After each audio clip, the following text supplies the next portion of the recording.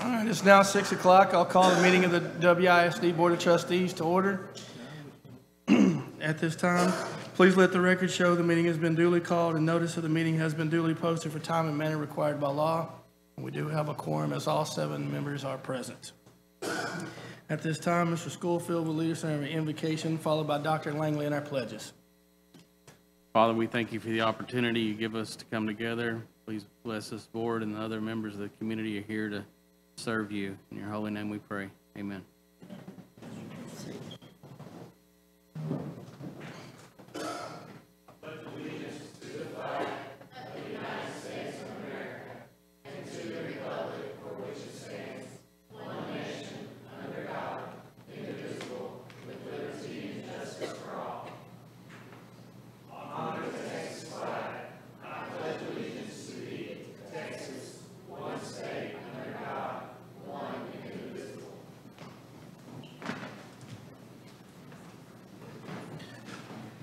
At this time, item number 2 is our public hearing. Do we have anyone signed up to speak, Ms. Bridges? Yes, I do. Is there anyone in the audience who would like to speak on our public hearing? Seeing none, at this time, I will close the public hearing. Oh, Rewind. Mr. Calden? So on a public hearing, typically go through, have our presentation, and then Gotcha. seek their Okay. input. Oh, there we go. So with that being said, tonight we're here for a public hearing for the budget and the tax rate for the 2018-2019 fiscal year.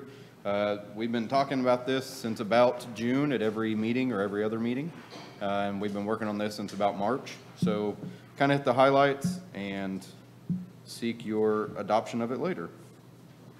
Just kind of a recap, we started in March with our campus allocations, a little bit later this year due to the rezoning process. And then April, we got our certified estimate of taxable values. We've been working with you, board, all summer long on identifying areas of need for personnel additions and also identifying areas in which we could look to increase our pay rates to make them competitive with our local surroundings. Towards the end of July, around the 20th, we received the certified taxable values from the appraisal district. We published notice for the public hearing in the Daily Light as required by law. Tonight we'll have our meeting, and then September 1, the budget will go into effect. So the information that you got at the end of July in the budget book was for the general fund, the debt service fund, and the child nutrition fund. These are the 3 funds required to be adopted by law. There will be other budgets that will be given to you periodically throughout the fiscal year as we get our NOGAs, Notice of Grant Awards for federal and state and local grant funds. And then our enterprise funds, as we get those budgets wrapped up and fully ready, we'll bring those to you also for your consideration.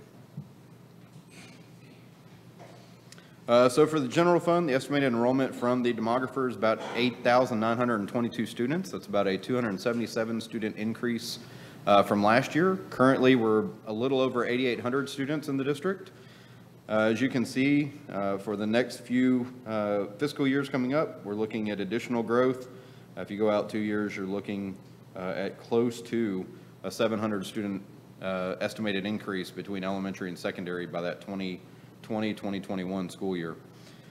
So this year we budgeted our enrollment increase for 300, and I know that seems a little bit odd that the demographer says 277 and we estimated 300. If you remember last year, our attendance was actually lower than we anticipated, and so we took a $500,000 write-down on our estimated state revenues towards the end of the fiscal year. Well, given where we are right now with 8,800 students, if they all attend at 95%, we are right on this number that we are estimated for student enrollment for this year. So really, we are banking on our student enrollment, our student attendance being right at where it's been historically over the last couple of years. So we're marking last year's kind of a fluke as kind of the flu hitting us really hard, and we're going back to the 96% or so attendance that we've had in the past. This year, we've also incorporated a pay raise for all personnel. We've increased starting teacher pay to over $46,000 with a 3.5% pay increase on the teacher pay scale.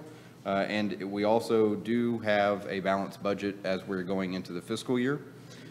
For the current year that we are in, 17-18, do not anticipate any significant increases or decreases from fund balance with all of our renovation projects and all of our construction projects.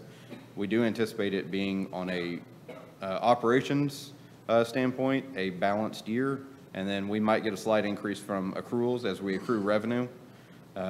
Just accounting tricks really to match the revenue in the year that it was earned. So general fund budget is $83 million for the year. Local revenues broken down between, local, state, and then some SHARS reimbursement or federal revenues.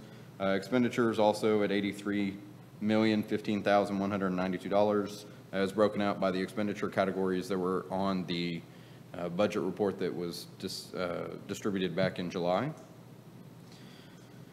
The debt service fund is also a balanced budget for next year at $15,609 or $609,250, and child nutrition fund balance at $4,043,712 revenue and expenditures for the year.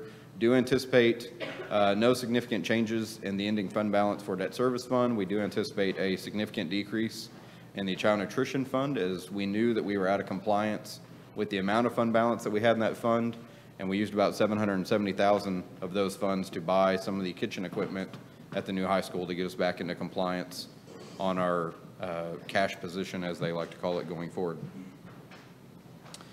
So budgeted funds, capital projects funds, we will determine those a little bit later. We haven't got the final pay apps for August, so that was a limited source of funds going into it from the bond proceeds and investment earnings. So we'll bring that number back to you at a later time. Really, in capital projects, as you'll see in the construction report a little bit later on, the majority of the funds have already been spent. We're about 90% done at the high school and about 40 or so % done at the renovation project. So a majority of those funds have been spent. But all funds that we have information for at this point is $102,994,025 for the 18-19 fiscal year. And as a reminder, Little Chiefs Academy and Community Education are standalone enterprise funds, so their revenue and expenditures can and will go up and down based on their participation. Tax rate, we are proposing a $1.17 for the M&O rate and 0.3839 cents for the INS rate.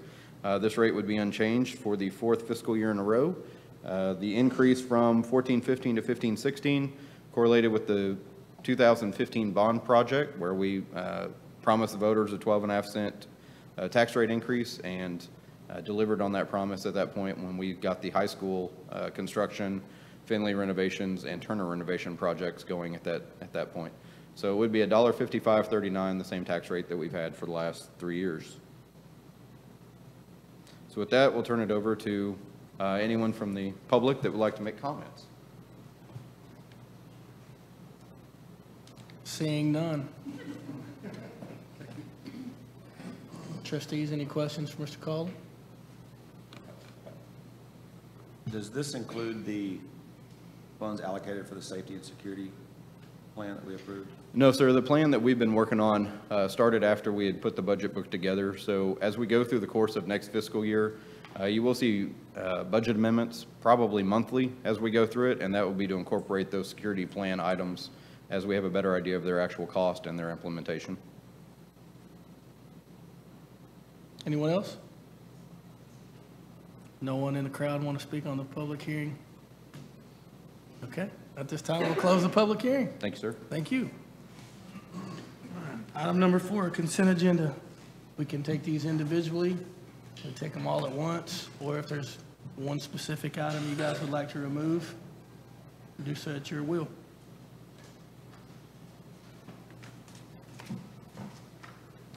No action required on A and B.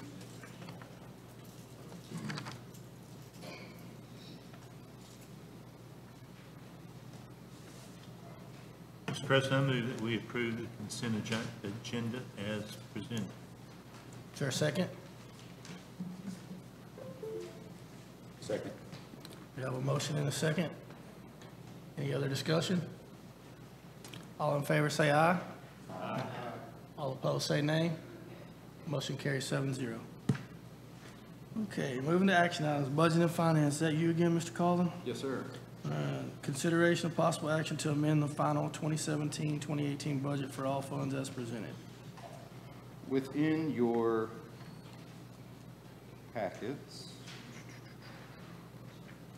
starting on page 219 and continuing through pages 232, you'll see the final recommended budget amendments to the general fund, the debt service fund, the capital projects fund, and the child nutrition fund.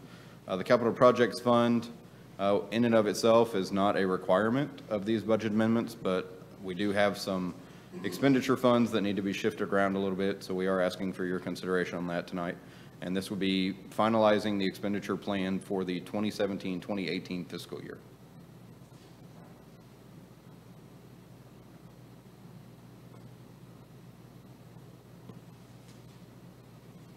Are there any questions for Mr. Calden?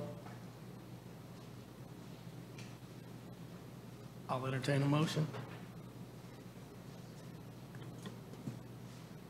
Mr. President, I move that we amend the final 2017-2018 budget for all funds as presented. Is there a second? Second. And a motion by Mr. McCutcheon, second by Ms. Starnader. Any other discussion? All in favor say aye. Aye. All opposed say nay. Motion carries 7-0. Number 2, consideration of possible action to adopt the 2018-2019 original budgets for general fund, debt service fund, and child nutrition fund. Thanks, sir. It's page 234 in your board books. The same information that was presented as part of the budget summary books that were distributed back in July. The same information that was just presented at the public hearing. We ask for your consideration and approval of those budgets for tonight, please.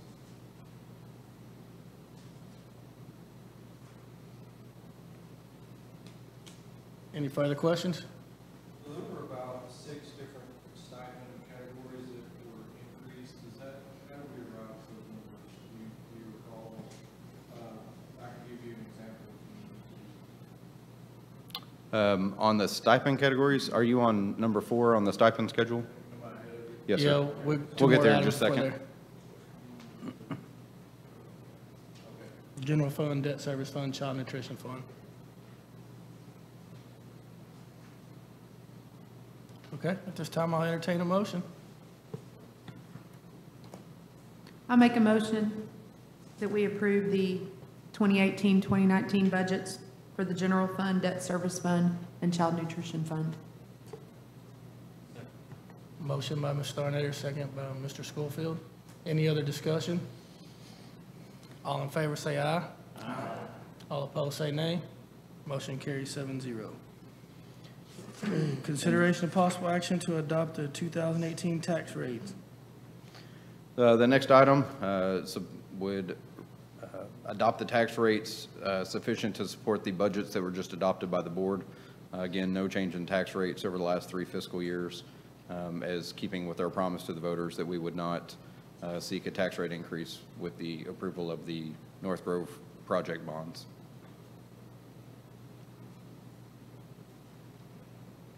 Any questions? Tax rate? I'll entertain a motion to approve the tax rate.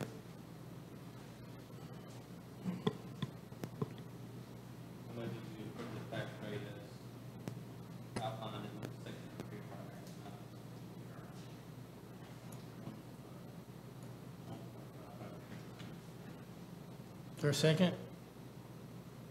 Second. Motion by Mr. Schofield, second by Mr. McCutcheon. Any other discussion or questions? All in favor say aye. Aye. All opposed say nay. Motion carries 7-0. All right, consideration of possible action to approve the 2018-2019 stipend schedule. Thanks, sir. Okay, within your information, starting on 237 through 241, we are presenting a 2-year comparison of the stipend schedule. There are a couple of recommended changes as we talk with department heads and we talk with really the department head and campus leaders about what is equitable in terms of the time that they're spending, but also what our peer groups around us are compensating their individuals for the same time and effort.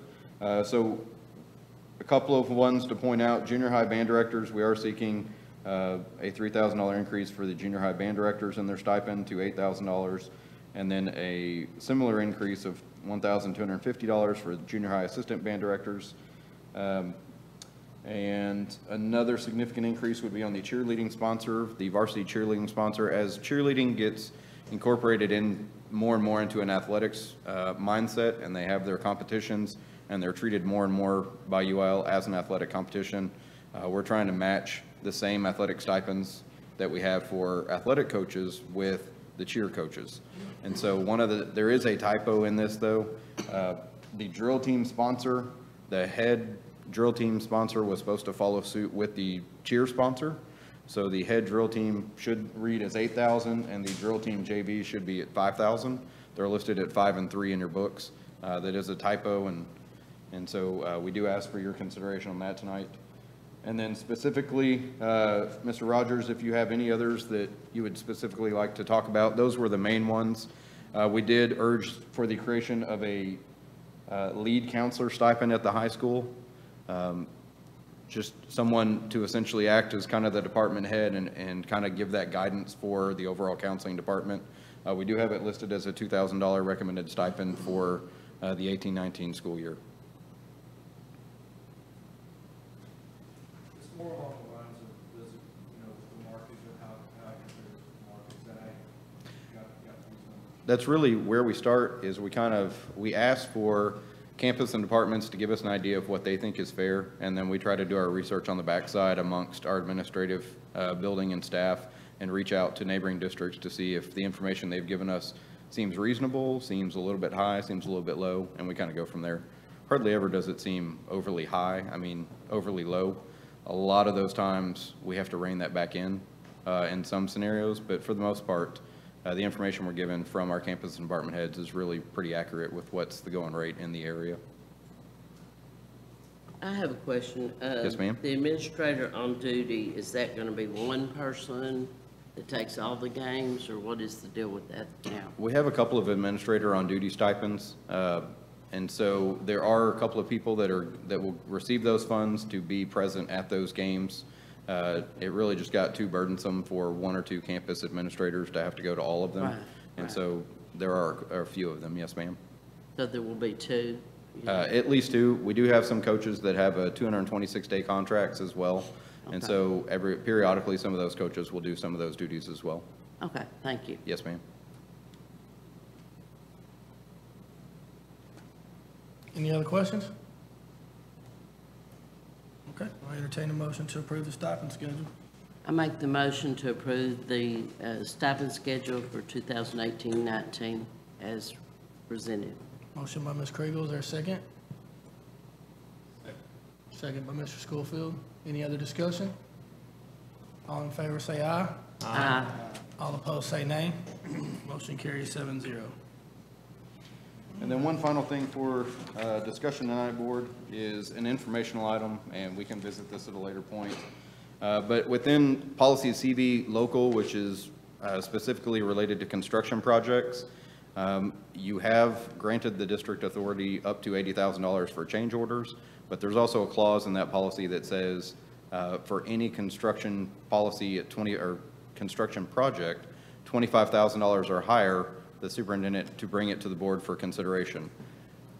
That language mirrors what our CH local purchasing policy used to be when we had $25,000 authority for purchase orders. So the CH policy got amended a few years ago to grant $50,000 authority before seeking board approval. So my recommendation within the CV, should you choose to follow through with it at a later time, would be to amend that policy to mirror that $50,000 authority that's already been granted to the superintendent to execute those contracts even for construction projects.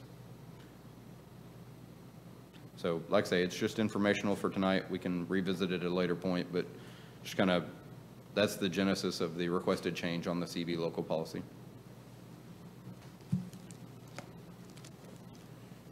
Will you bring that next month for action? Yes, sir. Okay. Thank you. Thank you, Mr. Colvin. All right, moving to B, curriculum and academics. Would that be you, Ms. Blaylock? Sir. So our original, the first one is our agreement with Monroe College. We signed this basis. It ensures consistency between our dual credit classes and our CTE coursework to ensure that those dual credit professors understand their expectations and that there's consistency among those courses. So this is a traditional agreement that we continue to sign each year with Navarro College as our critical partner in offering advanced coursework for our students.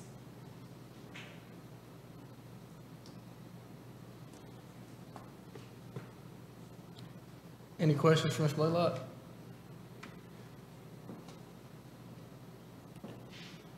At this time, I'll entertain a motion. Mr. President, I move we approve the academic career technical dual credit agreement with Navarro College. Motion by Dr. Langley, is there a second? A second. Second by Ms. Kriegel. Any other discussion? All in favor say aye. Aye. All opposed say nay. Motion carries 7-0. Okay, consideration of possible action to adopt resolution of board-approved credit by examination audit process, EHDC.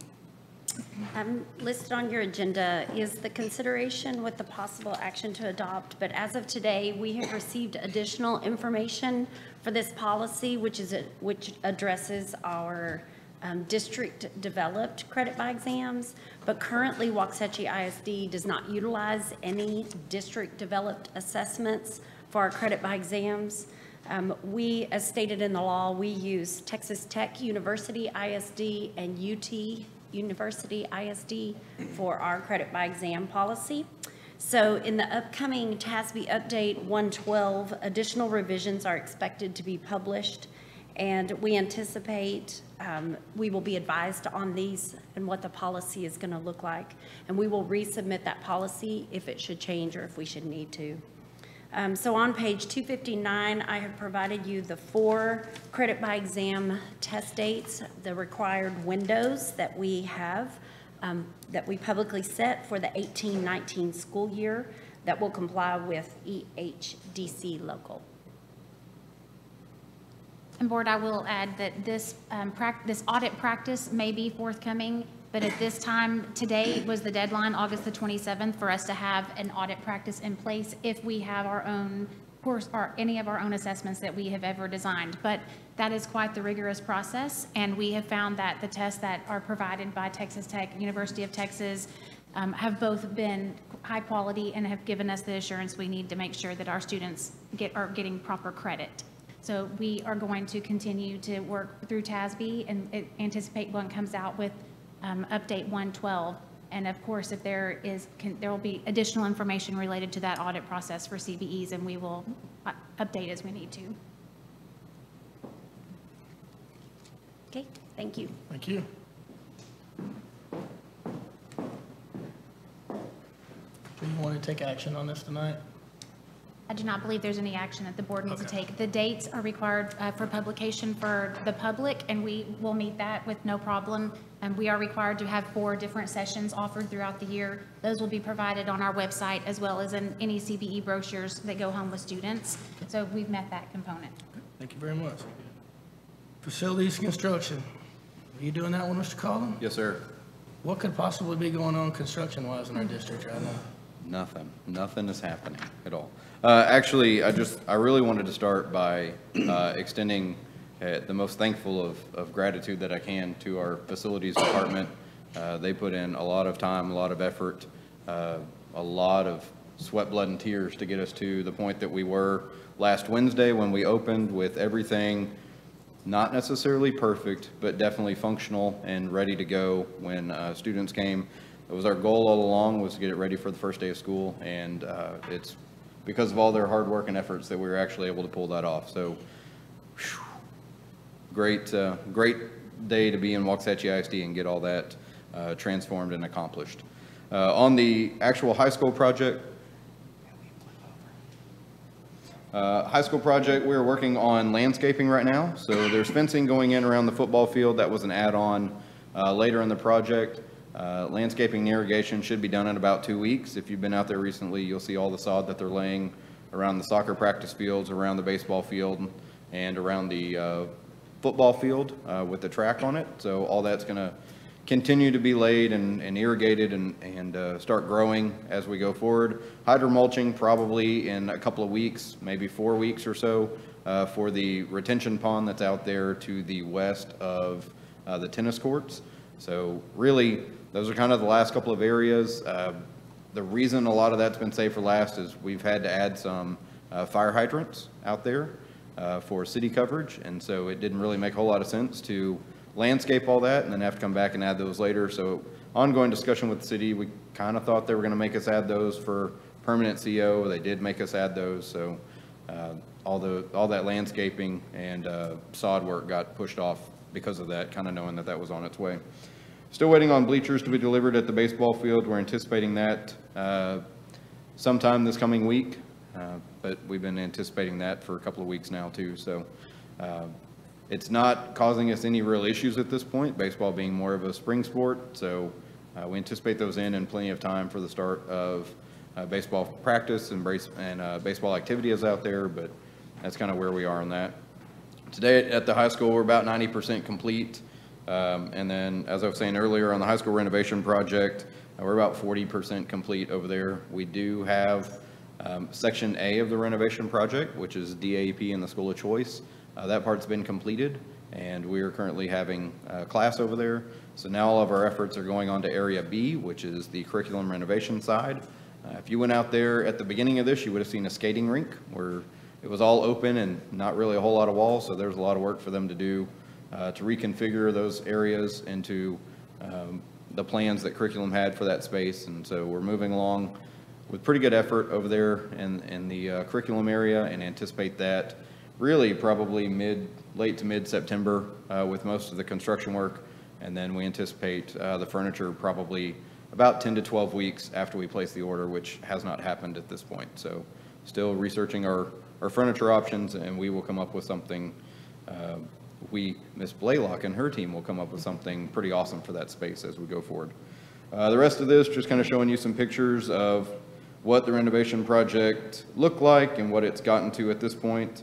On the left, you're looking at some bathroom facilities, and right, I believe, is the main curriculum cubby.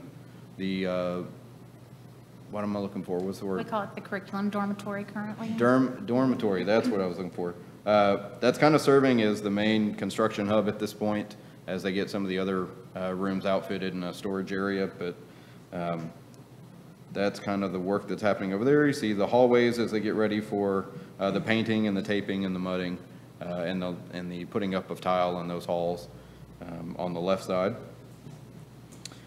Then again, another picture of the hallway as they're getting ready. HVAC and ceiling work going in on the right side in one of the main areas over there at the curriculum renovation, and then some of the reception area. And then the finished cafeteria over at the DAP and School of Choice side. This was in Section A, and it turned out really actually pretty amazing as you walk through there. It really has kind of transformed that area and made it look really nice. And then the finished hallway, this again was in Section A, the main corridor as it goes down for the DAP side. So with that, any questions about any of the construction projects that are ongoing? Turn your mic. Did you tour the new high school as far as the problems we were we were notified about, soccer fields, et cetera? Is there anything to report on that? I don't have any information. I've seen them, but So I guess the bigger question is, have we done, I know we're obviously occupying that building, is there a final punch list at some point, or has that already been done, or?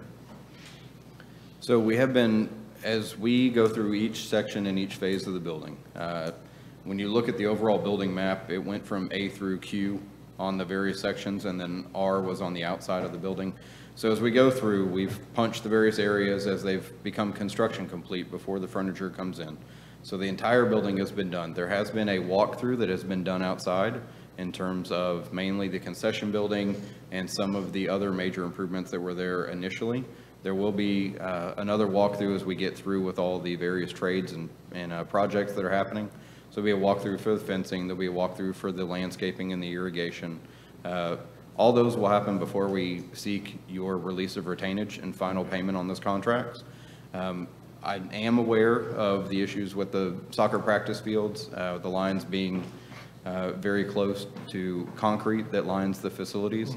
We are talking with the architects about some various options on what we can do to remedy that.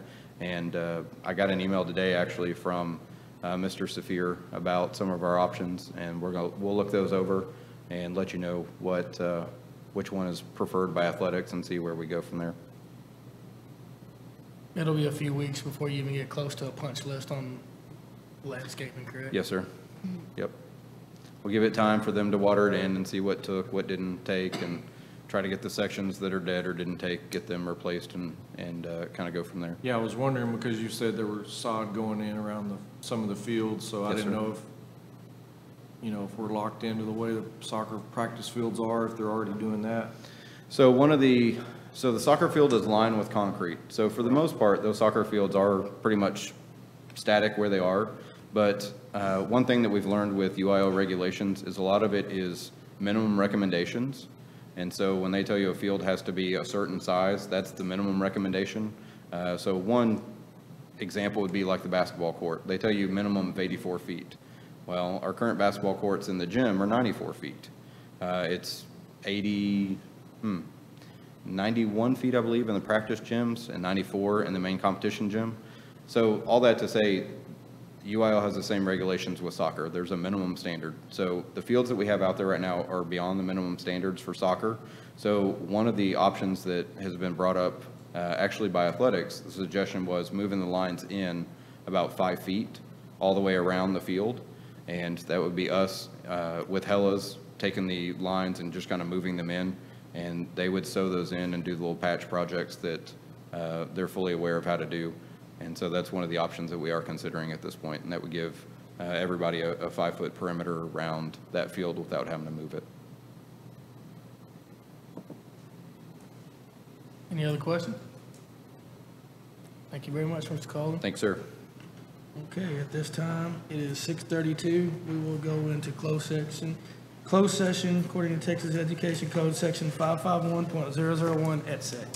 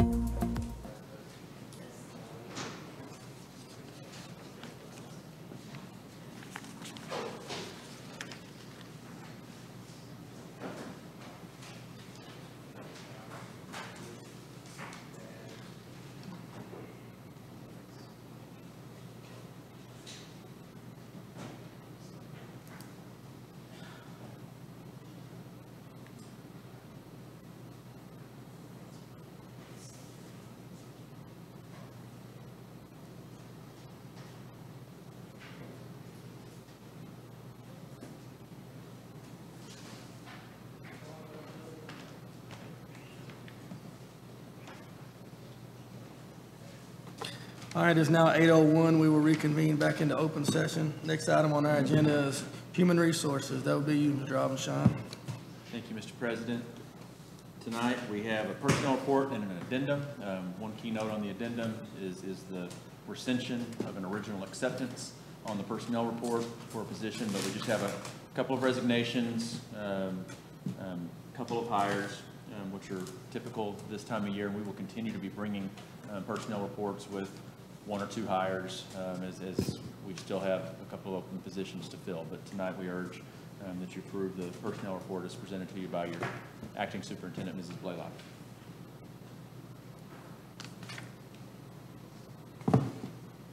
Any questions for Mr. Robinson? This time I'll entertain a motion to approve the HR report. Motion to approve the HR report as presented.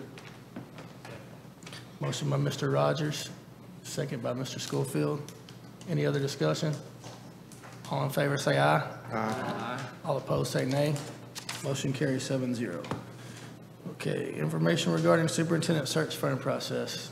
Is that you? Sure. All right. Thank you, Mr. President. And I realize we may have public watching at home, so for them, just to give information, we have gone out for a request for proposals for a superintendent search firm. We plan to bring recommendation, or at least the top 3 search firms for you to interview. I believe we can do that in September. So we're moving forward with that process. Tomorrow, the board will be interviewing 3 candidates for interim superintendent. And so hopefully this week, the board will be able to select an interim superintendent to work with you, the board, and help us in administration go throughout the fall semester. In regard to the search firm process, we've, in our RFP, spelled out a timeline where we expect the search firm to then work with you, work with the district administration and employees, work with the community to crystallize the characteristics you want in a leader for the district, to be able to come back with candidates for you to interview as early as early November, so that you can make a selection in November of a lone finalist, with that 21 days expiring before the end of the fall semester, and so that we can begin on January 7th our new spring semester and our midwinter convocation with our new superintendent.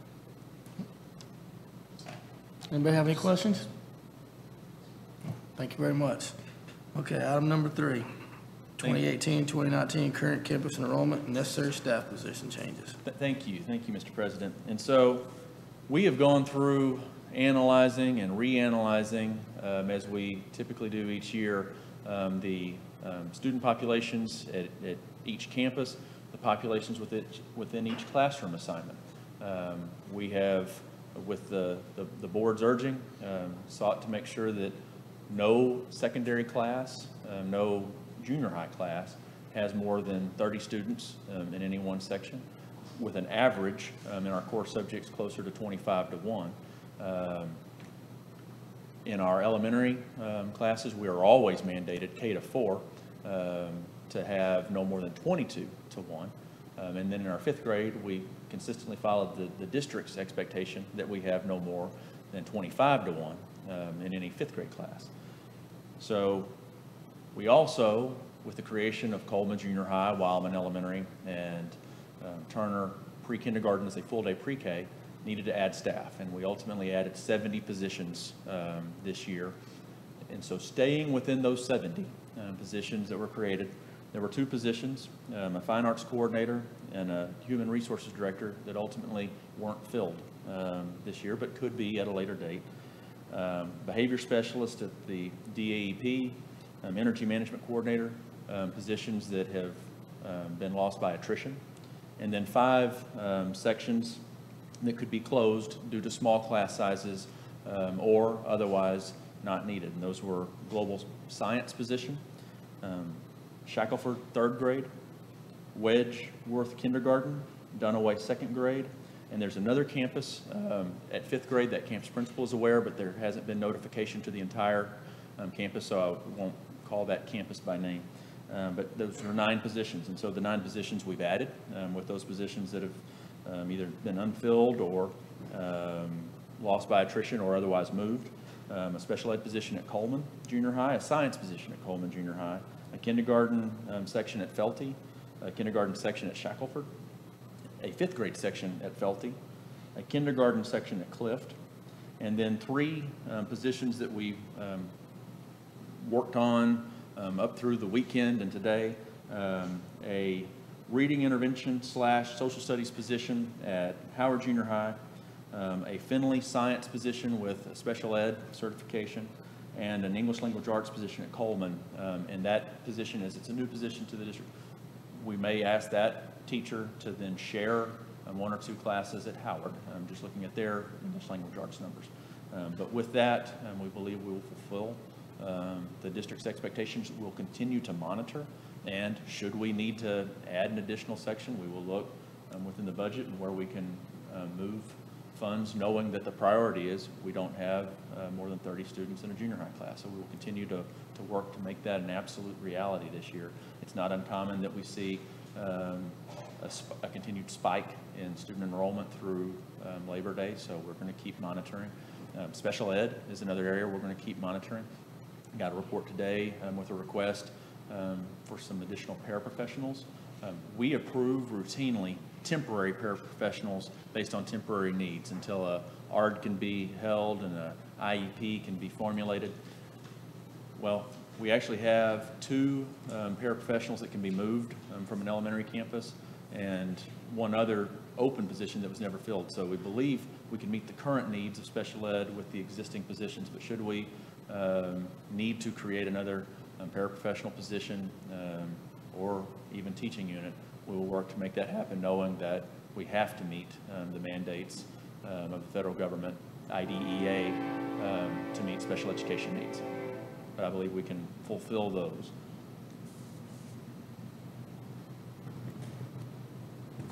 Thank you, Mr. Robinson. I just wanted to say how much I appreciate all the work of the campuses at Coleman, Finley, and Howard. The counseling staff and administrators have worked countless hours attempting to get schedules in place to modify and adjust in order to accommodate what is a good target of us having 30 or less students in every classroom. So I know that there have been many sleepless nights for them, and I appreciate everything they've done as we started school to ensure that our students have the very best learning environment.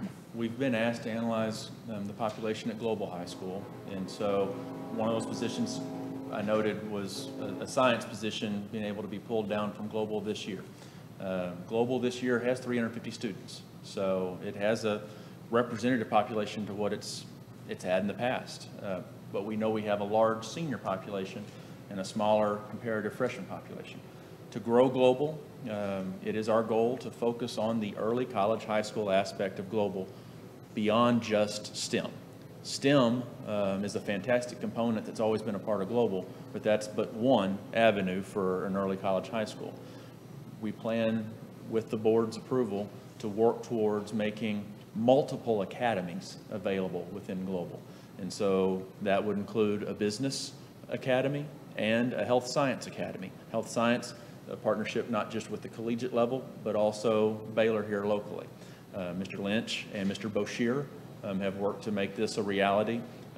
What they will need from us is to post this spring and be able to hire as early as possible, because we're talking about professionals who may be within education or maybe within their respective fields to coordinate the creation of those academies and ultimately teach some sections within those academies for health science and business to then add 2 additional academies to the already robust STEM Academy of the Global Early College High School.